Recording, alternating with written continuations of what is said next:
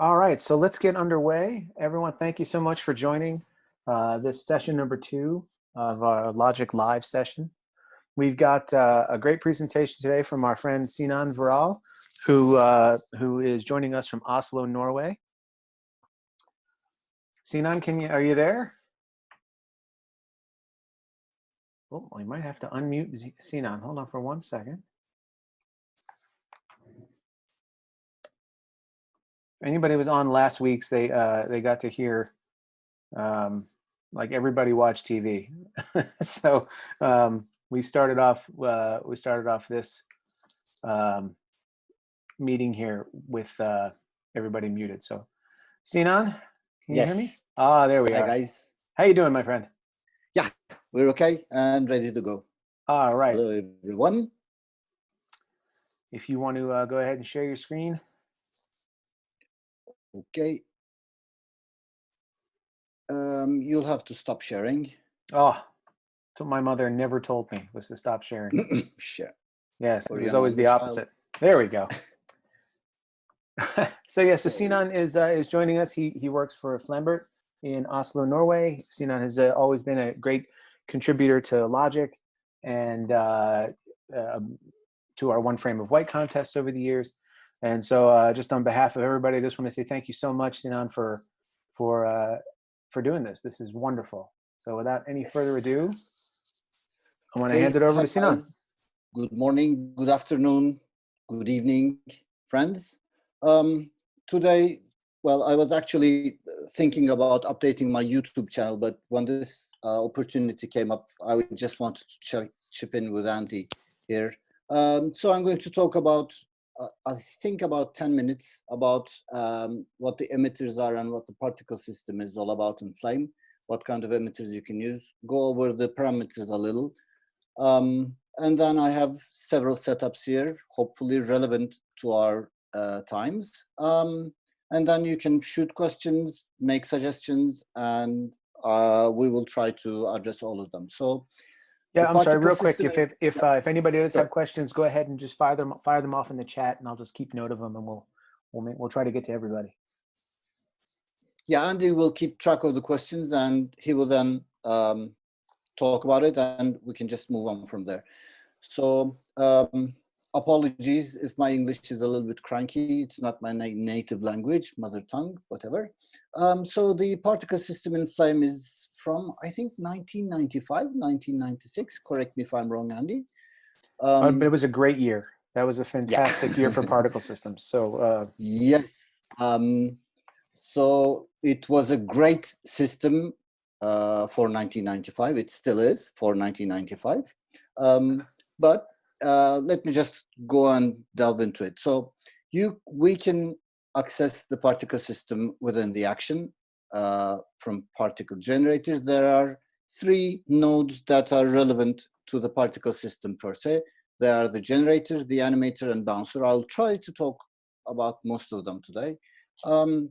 We can use 3 types of emitters or generators in Flame. The first one I would like to show is an image. You can use a surface as the emitter.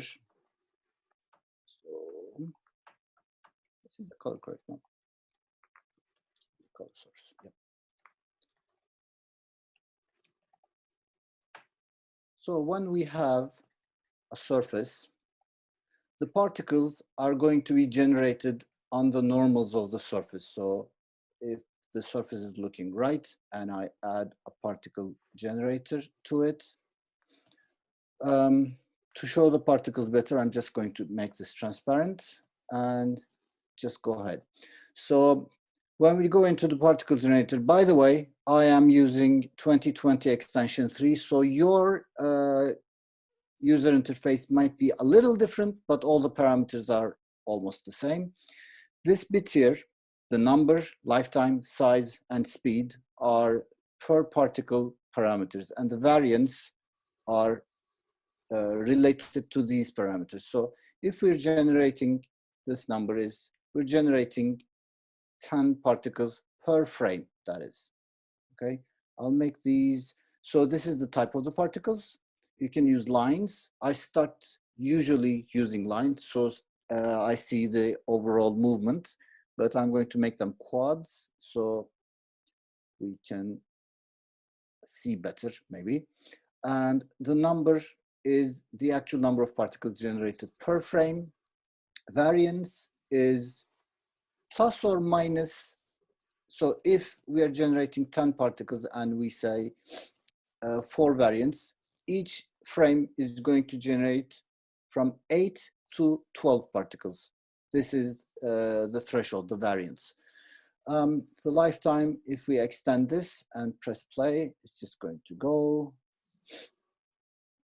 And it's stopping at frame when the particles reach their 74th frame. If we make this variable, so you can see that some of them are dying later and some of them are dying before the 74th frame. Size and its variance. It's a bit weird with the quad type of particles. Maybe squares would do better to explain it. So size and its variance, and speed and its variance. And those are, So, Sinan, those are pixels, and then in the case of speed, pixels per frame, right? yes, Oh. yes. I mean, it would take a lot of time going over all the parameters. So I'm just going to go into the other type of generator that we can use, which is a light source. So the generators that use image as the generator, sorry, the particle systems that use image as the generator, generates it with the color of the particle. I'm not going into textures or colors or anything at the moment because those are each different wells that we don't want to go into now. But once the particle leaves the surface, it has its own motion that we can play around with later. The thing with the surfaces is we can use an extended bicubic, subdivide it, and not even subdivide it maybe, but by changing its shape, the particles will be created relative to its normals. So you can actually change the shape of the emitter by changing the shape of the surface here. And also, Sinan, generally speaking, you have to go back to frame 1 or the beginning of your particle generation in order to see the changes, right? To see the changes, yeah. At some point in the lifetime of Flame, making these changes, we're actually doing the changes on the fly, but at some point we lost that, I think. I remember that being the case. Yes, but think of what we've gained. Yes. G masks. So let's go to the light as a generator source. Now the light is a point source. So this. So if you just press play, because there is a light, now the shading is turned on. So I'm going to turn it off from the node preferences.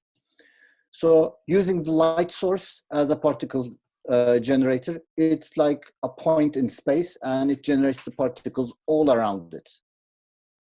But if we use the spread parameter on the light, we can actually, this has to be not a free but a target, yeah. So you can change the type of the particles, the generators, and you can actually change the penumbra of the particles. Having an animated particle source, I usually create something like this. Small animation is in order. That's 50. So you can just see animating the source will just create a stream of particles. But if you make the speed of them 0, oops, 0, and the type squares, you can actually create a line. And by making the numbers bigger, the number of particles more, and adjusting the time steps here, we can make an actual line. And by changing the geometry blending option of this particle from blend to additive, we can create like nice lighting effects. Oh, that's great. Sinan, I thanks. See, I've already learned something. I had no idea. That's great. Oh, Out of curiosity, what does the time steps do? the time steps actually, well, if you're creating like 30 frames, 30 particles per frame, and if you take the time steps to 10, it's going to create, I have to show it like in an, maybe I'll make another animation, which is going to be something like this. Time steps, it's an interesting parameter. It actually changes the whole behavior of the particle system. So in, let's say, 4 frames, I'm making this move. So, and so you can see that the particles are created within the keyframe. So if I take these time steps down to 1, all the parameters in that frame are going to be created here on the first frame, here on the second frame, and here on the third frame. But if I make this time steps 10, parameters are going to be created 10 times. So it's like a sampling in the movement of the frame. Gotcha. So if I have 30 particles per frame, it would be ideal to use 30 as the time steps. But this will introduce 30 times more intra-frame calculations, so it will bog the animation down. There are places that we can utilize this, and there are places that we don't want to use that. Okay. But it's all a matter of playing around with the system and actually understanding yourself. But I can explain this privately, or if anyone comes up with a question, I can show you an example of that. So moving on to the last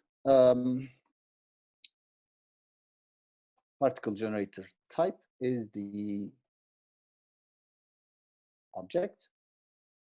So let's use a sphere. No, let's use a teapot. I'll just get rid of all these textures. And I'm going to make the geometry transparent as well, so we can see how the particles are generated. So the speed was 0. Let's make the speed 10. And number is much bigger. And just let them go. So you have a feel of the particles that are being generated. If I can make this like spheres and smaller maybe. So the particles are generated at the center of each polygon of the object. So if this is visible, and if I show the wireframe, so particles are being created at the center of each of these polygons. Cool. Because there's a lot of them now.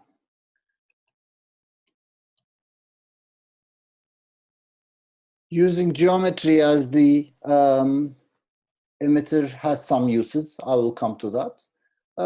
So this is basically how the particle generator works. So you have either a surface, a light, or a geometry as the emitter, and you can have different types of particles, shapes, types, basically, for rendering of the particles themselves. And we have a plethora of parameters here. So if there are any questions before going on, Andy, if you kept track of anything. There are a couple questions. No, I think we're good. But I think Charles Okay. has a question, but we're going to get to it. Okay. So I have prepared some examples for you guys today in the vein of our current times. So I here created a small simulation. So this is a point source creating 1.4 particles per frame with 0.2 variance. So this is an emulation of the current virus thing. So you can use the particle generator, and if you parent another one to it or reverse parent to it, when the particles from this generator is dead, or when they are dead, when they die, they will generate per particle another particle with these parameters, and so on ad infinitum. So I linked their parameters to each other, so they're identical. So when the particles from this generator dies, they generate another one, another one, another one. So I thought 6 was a good number.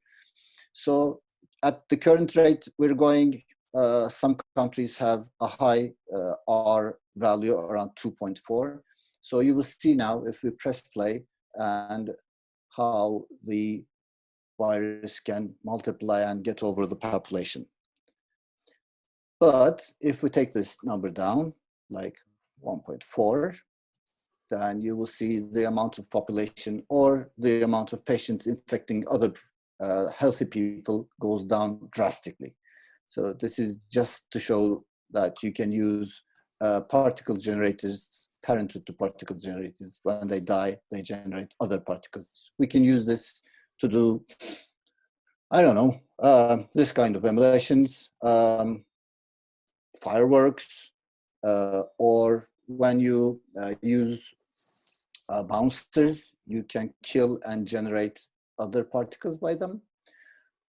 So this is like a small setup that you can show people on Flame how to prevent the infection rate, and by social distancing how we can get it down. I think it's great the technique you have there for linking the particle emitters. That's something I'm agreeing with Quinn here in the chat. That's something I had never seen before as a technique, and it almost looks like you have like a bouncer or something set up in this Yes. scene, because when each particle dies, it shoots off other ones. Well, not in this scene, but in another action, I will show that. Mm-hmm. Just one question here. So from Brooks, so Yes. so all the particles generated they're generated from the first node, and I guess in a sense that's correct, because every time one in the first node dies, another one in the second one is generated. Yes. So if I cut this, we're just going to see them just die at the end there. Or if we just make this only one, they will die, and when they die, they will generate another 2.4 or 1.4 at this point, other particles. Mm-hmm. And yeah, Charles asked about the links. Yeah, it's to just make sure all the particle generators have the same have the same parameters. Yes. So yeah, if I go into this one and make this like 3027, this has the 27 as well. So we're going to get overwhelmed quite quickly. Whoa. And I might die. My MacBook might. Yeah. But you can see how the exponential graph just takes over everything. Mm-hmm. I will share like some medical links at the end of the session, so maybe you can share them on Logik. They are showing actually how the fluid dynamics or the particle dynamics work in a real situation, and how the particles are behaving in a closed environment. But nothing we can model here with these. Gotcha. Okay, so all right. I have a small model here. Using a model as the generator has its uses, but it's not very, how to put it, very versatile. So in the case, if we want to make this ball look like the virus, if you see what I mean, the thing is, we can do all sorts of animations with it, but once the particles are generated, they are not tied to the surface. So moving the surface in the other frame is just going to, like, so for example, let me do something like this. At the beginning, if we use something like this, oops, lifetime 10, numbers 25. So 25 particles are being generated from the surface of the polygons here. But if we want to keep the spheres on top of the surface, the model, I used sort of a bad hack. So I'm creating particles with a speed of 0, and I'm giving them a lifetime of 1, and I'm creating a boatload of particles. So on each frame, I'm creating 3,000 particles, which are distributed evenly on the object, and then they die in the next frame, but they're generated in the same place. So when we do a basic animation like this, the distribution seems to be that the spheres are on top of the model, but in actually they are generated every single frame. So it's not very it's not a very nice way of doing things. It's not very elegant, but sometimes it gets the job done. Oh, that's an elegant hack. What are you talking about? Well, keeping up with the virus and taking care of our health situation, I have another setup here. Don't let this worry you. I'm going to go and explain everything. So I just basically created like the animation of an effervescent tablet dropping into the water. You can actually feel that at some point here it goes into the water. So I'm adding a particle generator to it, and it's generating particles with they have a speed of 0 and a lifetime of 36 with a variance. And I just adjusted, basically, they're generated and they die. The first animator I want to add to this is a function. So the particle animators come in a variety of types. You can use a function, which is the most, probably the most, how to put it, maybe hard, but also the most detailed way of working with particles. And you can have these different types. So this does an easy thing. It changes the transparency of the particle when it dies, when it is born, the particle. Every particle has a lifetime parameter. So our particle generator creates particles of 38, plus or minus 5 frames of life. So this lifetime I, it's not lifetime, but has an extra capital I at the end. Each particle, specifically each particle, has a different lifetime I parameter that's intrinsic to that specific particle. So when it is born, it is, I think, 1. And when it dies, it goes down to 0. So by using this lifetime I parameter, we can write functions. And so if I say something like this, lifetime I,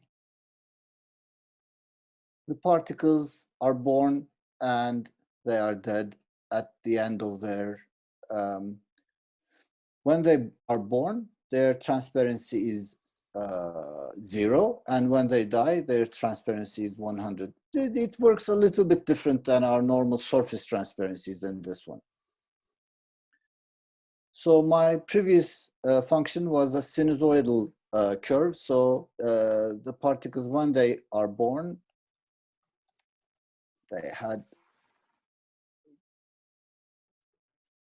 I created a sinus curve, but let's stick with this. So when they are born, they are 100% visible, and when they die, they are completely transparent. Another animator I'm going to introduce is the gravity. So when you want to move the particles in a gravitational way, as you can see, they're moving up because the particle animator here has its gravity down or up, as you can see over here. I'm using free mode because if I don't use the free mode, the particle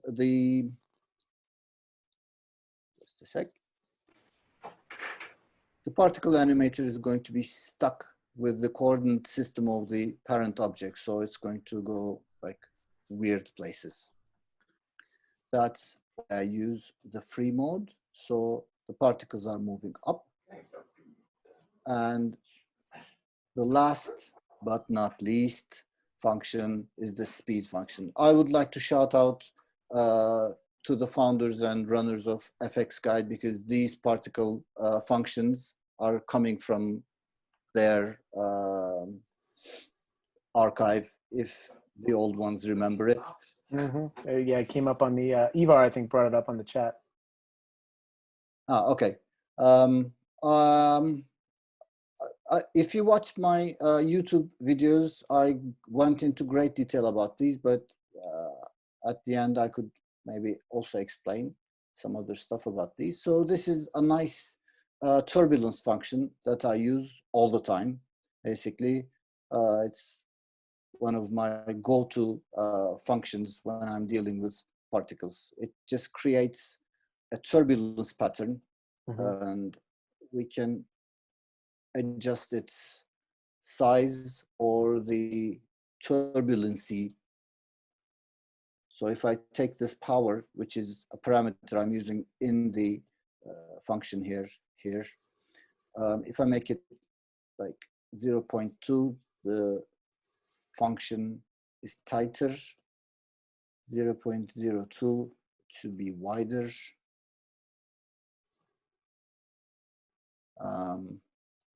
So these parameters, and the minimum speed is, if I make it to 0.7, they should slow down really fast. Yeah, and they don't go up.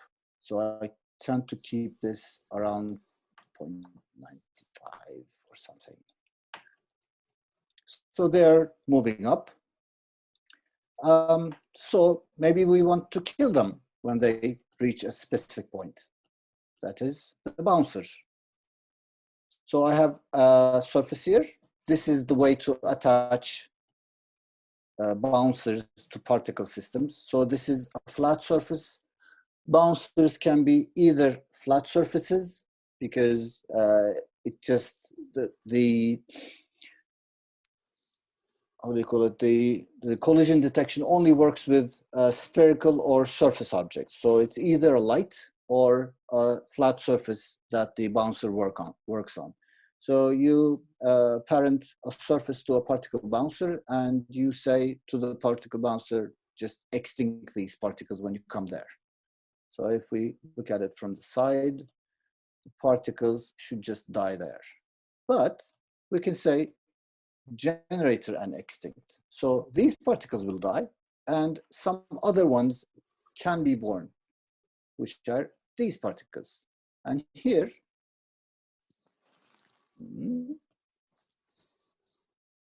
these are just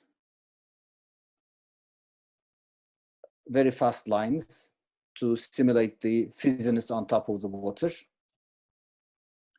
But they're just going up. So I have another small gravity here. So I'm taking them down, so they like fizzle up and then come down again.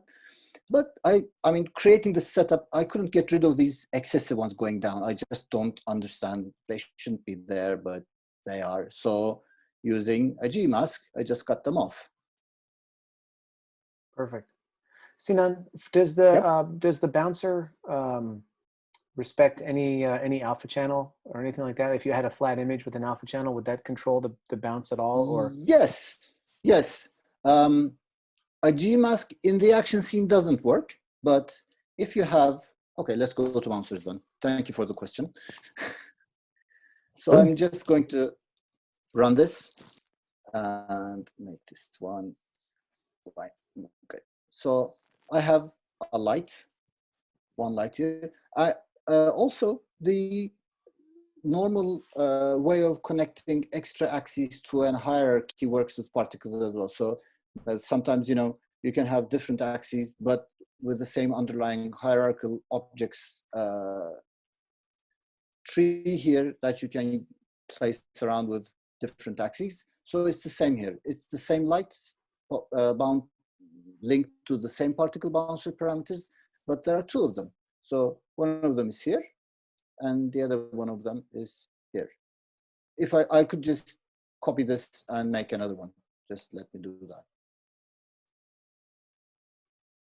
And make it smaller, somewhere over here. I don't know if we're going to get a collision on that one, but I don't know.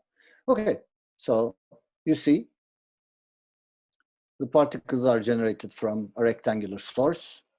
They are bouncing from this light as a spherical bouncer, and also from this one, and also, well, not this one because they don't get there. And we have another flat surface here, as you can see, but this one has different parameters on its particle bouncer. It has a resilience and a friction. So the particles that are stuck there, actually, they like trickle to a stop because there's a lot of friction on it. So this is white and white, front and matte. But if we punch a hole on the matte or the particle bouncer, and if I go to the start and start it again, you will see them actually falling down. mm-hmm. That's great. And I think so too, yes, Sinan, when just in orbiting through the setup there, you're showing one of the features of Flame's particle system that sometimes doesn't get enough credit is that it's all done in the 3D world of action as opposed to a 2D. And it's quite real time. I mean, Yeah. this is a MacBook Pro, like 3 years old, 4 years old maybe, but it's just running like snappy. That's great. Two questions for you from the chat. One was, can you use 3D text as a particle bouncer? No. I just wanted to make sure because I haven't been using 3D bounces for a long time now, but like yesterday I tried it and it doesn't work. Sorry about that. Okay. So if you want to buy something, you can create a mask of it in somewhere in batch and then use that. And then the other question was going back to the previous setup when you had the function. Are you still able to load functions from a text setup or a text file rather? I think they're kept as text files. If we go here, they are, yes, they are text files. And every one of them is like a small text, basically. You can load and see. Cool. Thank you. Okay. So bouncers, we did that. What's this one? So a small, well, okay, some actual uses. I'm going to create this from scratch, and if I muck it up, I'll just return to this. So what I usually do for generating particles in a volume, sometimes you just need a volume of particles. Maybe it's adding an atmosphere to a scene, or maybe it's adding like particles of dust in the air, whatnot. So I go about it like this. I add a surface, which is white. To just make this small. And then I use a color noise as a displacement. So by displacing the object, that surface, I have a volume here. Yeah. Oh, that's great. And then if I create particles, particle generator, here you go.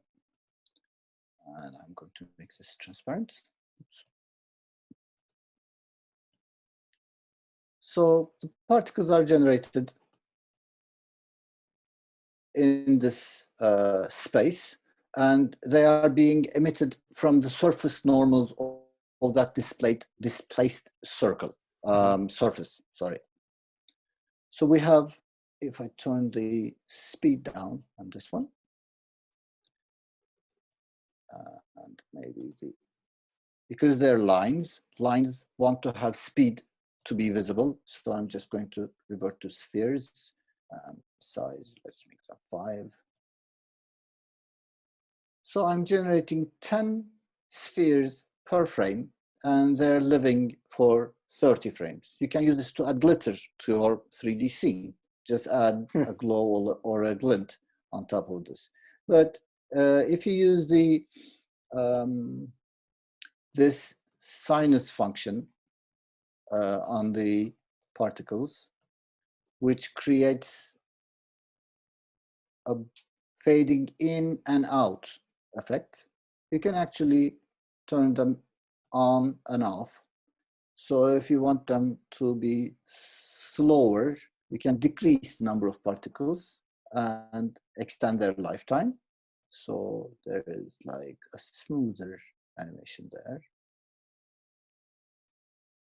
And I'm just going to revert to this one. Or let's take this. So this is basically the same turbulence function.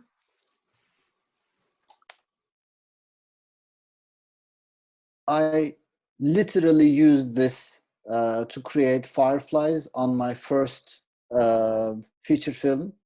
I had a camera track and I needed to add fireflies to the scene. So I just used this and made them green, and I was done with it, the whole scene. That's fantastic. Oh, nice. I never thought about using a displaced color noise as a to simulate a volume. That's amazing. Yeah. I mean, as Philip Sorayer probably said, Flame is a great tool to hack, so they want us to hack it. So there are a lot of hacks that can be thought of. So these are just some of mine. Please feel free to ask or like share your own, maybe. Definitely. So effervescent tablet, those ones, infection model, and the final one I'm going to talk about is simulating a cough animation, the particles coming from off of the patient's mouth. Yes, very relevant right now. Yeah, so this is a single particle system. It's generating 1,500 particles for 3 frames, and I'm just turning them down. And this is a gravity. So this time I'm using a damper. So usually the particle animators have a damp option. It's usually no damp. What does that the damper do? The damper slows down the particles, basically. It's hard to explain, so you'll have to play around with simple setups to understand it. So I'm not just going to repeat what the user manual says. I had to play around with it a lot to understand it. So I'm damping both. So it's damping 10%, doing 10% of damping on every single frame, I think. And it's limiting the amount of the speed to 1% of it or to 100% of it. Not sure, but it becomes intuitive after a while. So if I don't have any damp, they just go away, not go away, because I have this one. They just go away. It's a hell of a just sneeze. Gravity. Yeah, it's just gravity working on them, okay? We've all been on the train with that guy. So by damping, uh, I slow down the particles. So there is like a molasses, or there is like an atmosphere that stops the particles after a while. Gotcha. This little fellow here is the turbulence. Again, it's the same turbulence. So it just adds this wiggly motion when they're coming down. So it's just an added flair to the atmosphere's turbulence.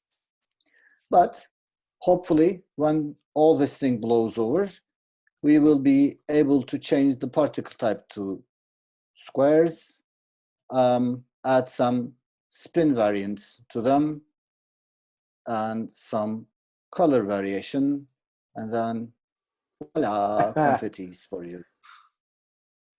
That's definitely turning a negative into a positive there, Sinan. That's great. Yeah, hopefully it all works out for all of us. Yeah, I think this is it from me. If you have any questions, suggestions, ideas. That was great. Does anyone have any questions for Sinan? We'll give it a... Ivar's happy. MB's happy. Yeah. Oh, that's great. That's great. All right. Well, Sinan, thank you very, very much for You're coming on welcome, board here everyone. and sharing this with everyone. I think you're going to share these setups with everyone.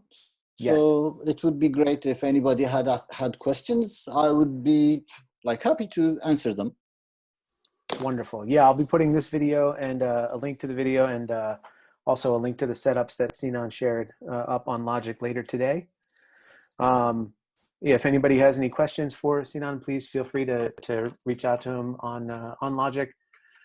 I had a couple of little announcements that I wanted to make, so I'm going to take control of the screen here while I have everybody's attention. So again, this has been our second Logik Live session. This has been going great. I want to thank everybody for joining, everybody for their enthusiasm. And I wanted to show you what we have lined up for the next 4 weeks. So we already have presentations lined up for all of April. And this gives me an opportunity to, of course, use keynote transitions. But next Sunday, we're going to have Inti Martinez from New York is going to show off his Hyundai Elantra spot breakdown. He had just posted the spot on Logik earlier this week, and he was super excited about it. It's great work, so he's going to take us through that.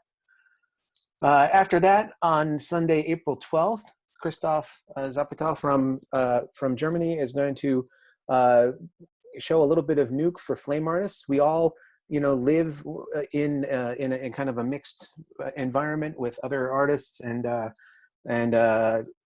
every now and then, I know myself as well, we've been asked as flame artists to jump into a Nuke comp and tweak something. This, I think, would be a great starting point for our fellow flame artists for if you do have to do that. What Nuke from a flame artist perspective. Following that, on April 19th, our good friend John Ashby is going to show off some CG compositing techniques in flame and also a bit of color management, which is going to be great. And then on Sunday the 26th, I'm going to do a live session on writing Python scripts from the very, very beginning for anybody who wants to dabble with this. In addition to the Logik live sessions, I have a little announcement to make. We're going to start today a little sharing competition called Logik Fest 2020. The response to all the sharing of tips and tricks and everything has been just so overwhelming that we're going to incentivize that a little bit, make a little contest out of it. So if you head on over to oneframeofwhite.com, and I'm just going to tab over here.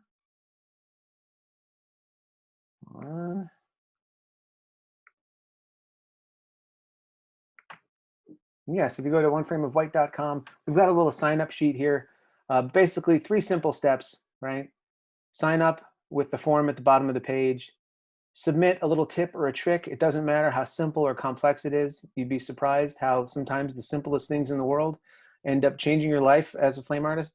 I've gone ahead and uploaded a little sample, but fill out the form, send in a link, and our friends over at Boris Effects have offered up 5 licenses of Mocha and Sapphire as a bundle for 1 year. So 1 year licenses. And what we'll do is we're going to let the Logic community vote on their favorite tips and tricks. And the ones who get the top 5 most votes will each get one of these licenses.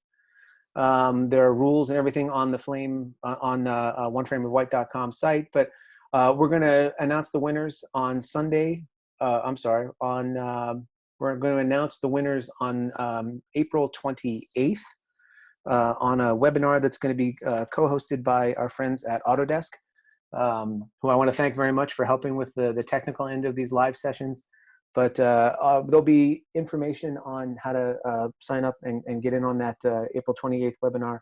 And Will Harris from Autodesk is going to show off the latest and greatest in Flame, and then we'll go ahead and show the top 5 little Logic Fest entries. So that's it for Logic Live here for today. I want to thank again Sinan. Big round of applause. If we could, trust me, it's coming from all over the world for you, Sinan. Thank you very, very much. And thank you, everybody from Logic. We will see you all in a week, and we'll see you online. Take care.